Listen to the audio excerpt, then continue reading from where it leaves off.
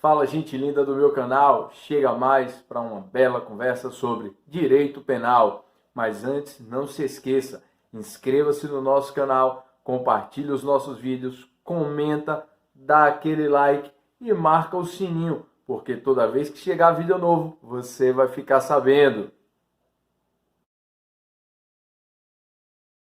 Meu canal, sejam bem-vindos para mais uma conversa sobre direito penal. E hoje nós falaremos especificamente do delito previsto no artigo 132 do Código Penal, perigo para a vida ou a saúde de outrem. Como vocês podem observar, nós temos aqui um crime de perigo. E por falar em crime de perigo, lembre que nós temos crime de dano e crime de perigo. No crime de dano, o agente visa causar uma lesão efetiva ao bem jurídico protegido. No crime de perigo, eu não tenho necessidade de que ocorra o efetivo dano, tá certo? E nesse caso específico do artigo 132, o agente também atua com dolo de perigo. Observe bem, nós temos aqui um crime de perigo com dolo de perigo. O agente aqui não quer causar dano à vida ou à saúde de outrem. Para que você relembre, se o agente quiser matar, quiser lesionar, eu tenho um dolo de dano. Tá claro? Lesão à vida, lesão à integridade física ou saúde de outrem. Aqui não. Aqui o agente quer tão somente causar perigo, ou seja, a possibilidade desse dano vir a ocorrer. Ele não quer o dano, apenas o perigo, ou seja, a probabilidade ou possibilidade da ocorrência do dano. Grave isso, isso é muito importante para diferenciar o nosso estudo dos artigos anteriores dos crimes contra a pessoa, tá bom? Vejam aqui o que é que o legislador reservou para nós. Vejam, acompanhem comigo o grifo. Expor a vida ou a saúde de outrem a perigo direto e iminente. Quando se fala em perigo direto e iminente, meu Deus do céu, deixa eu gravar, pronto. Perigo direto significa que nesse caso do artigo 132, nós temos vítima certa e determinada. Vítima certa e determinada. Por que isso é importante? Porque no mesmo Código Penal, nós encontraremos lá na frente, nos crimes contra a incolumidade pública, que começam no artigo 250, nós temos um capítulo que trata dos crimes de perigo comum, tá bom? Aliás, os crimes contra a incolumidade pública, de um modo geral, eles têm um sujeito passivo indeterminado. É dizer, o sujeito passivo não é vítima determinada, mas um público indeterminado. E os crimes de perigo comum, previstos no título dos crimes contra a incolumidade pública, que vão do artigo 250 ao artigo 259, os crimes de perigo comum, se não me falha a memória, eles têm vítima indeterminada, ao contrário do 132. Aqui é pessoa certa, pessoa determinada. Eu estou olhando para João, para Antônio, para Francisco.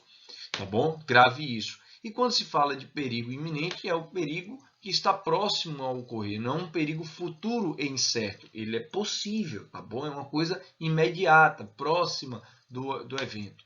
É bom advertir, ou melhor, é importante lembrar vocês que esse delito ele é visto por alguns como uma espécie de complementação da legislação trabalhista. Cuidado, eu não estou dizendo que seja complementação, mas há uma linha de raciocínio de que esse delito veio como uma espécie de complementação da legislação trabalhista, porque a sua inspiração, muitas vezes, nos leva a exatamente a um cenário de uma relação no âmbito trabalhista.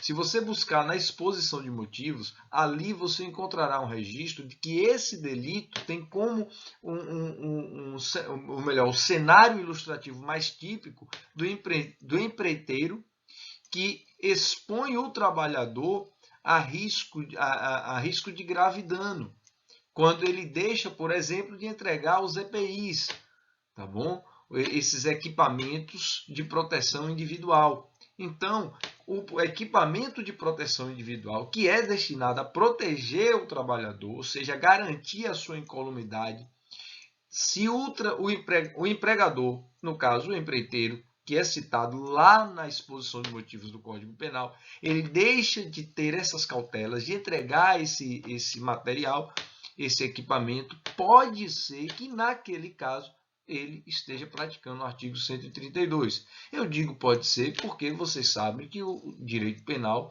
para a tipificação, não basta os elementos objetivos, é preciso analisar também o elemento subjetivo. E nesse caso, nós temos um crime doloso. O agente tem consciência e vontade, ele sabe do que está fazendo e tem vontade de realmente expor o trabalhador, no caso, a essa situação de perigo, tá bom? Eu trouxe esse caso para citar a exposição de motivos, mas devo lembrar vocês que, como Kleber Masson nos traz na sua obra um exemplo bem interessante, quando ele fala do elemento subjetivo. Ele diz, olha, atirar uma pedra contra uma pessoa para que ela não passe por determinada rua.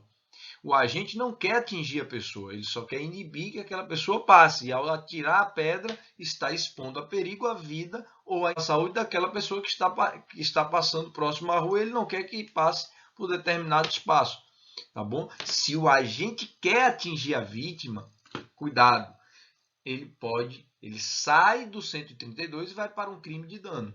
Se ele quer atingir a vítima com o intuito de causar lesões, lesão corporal, artigo 129. Se quer atingir a vítima com o intuito de matá-la, vamos para o crime de homicídio. Então, fique atento para isso.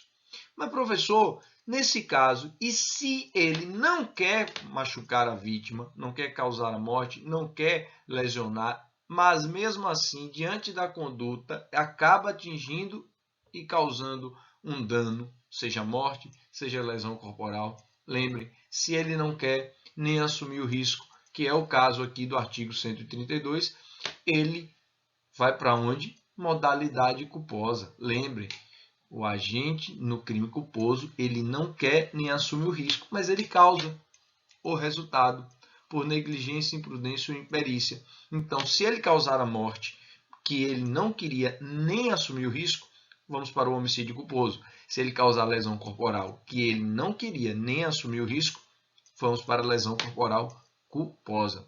E eu devo lembrar você que nesse caso nós temos um tipo penal subsidiário. Sim, é um caso de subsidiariedade expressa. Olha o que ele diz aqui. A pena é de detenção de 3 meses a 1 ano, se o fato não constitui crime mais grave. Eu sempre lembro que aqui no princípio da subsidiariedade, nós temos sempre um soldado de reserva, que eu sempre digo que, se não me falha a memória, é a linguagem, é a expressão utilizada por Nelson Hungria. No princípio da subsidiariedade, o que eu tenho é um soldado de reserva. Se essa conduta integra um crime mais grave, esquece ela e fica com um crime mais grave.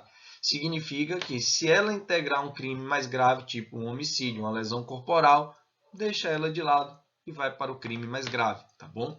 Devo lembrar também que algumas condutas previstas em legislação especial fazem com que nós deixemos de lado o 132 e busquemos outra figura típica. É o caso de quem expõe a vida, expõe a perigo através do seguinte meio: disparo de arma de fogo em via pública.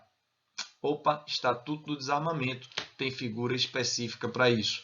O mesmo se dá quando a gente olha para o Código de Trânsito, que há figura específica quando essa exposição a perigo se dá com a direção de veículo, tá bom? Então, se estiver falando de direção de veículo, opa, liga o sinal de alerta, vai para o Código de Trânsito. Falou de disparo de arma, liga o sinal de alerta, vai para o Estatuto do Desarmamento, tá certo?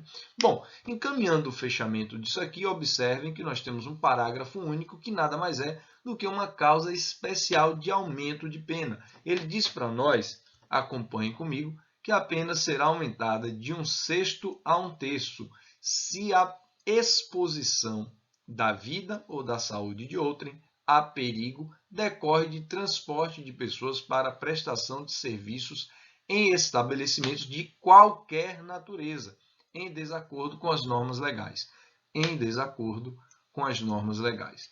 Luiz Regis Prado assevera que nesse ponto nós temos uma norma penal em branco, porque eu vou precisar de um complemento que será colhido em outras normas, que dirão para nós o que seriam as normas legais a serem obedecidas no transporte desses trabalhadores, tá bom? E Kleber Masson assinala para nós que o transporte de um único trabalhador de maneira desprotegida, de maneira a expor a sua vida ou a saúde a perigo, já seria suficiente para caracterizar este aumento de pena, tá bom? Então ficamos por aqui sobre o crime de perigo para a vida ou a saúde de outrem. E não se esqueça de se inscrever no nosso canal, compartilhar os nossos vídeos, comentar, dar aquele like e marcar o sininho, porque toda vez que chegar vídeo novo, você vai ficar sabendo.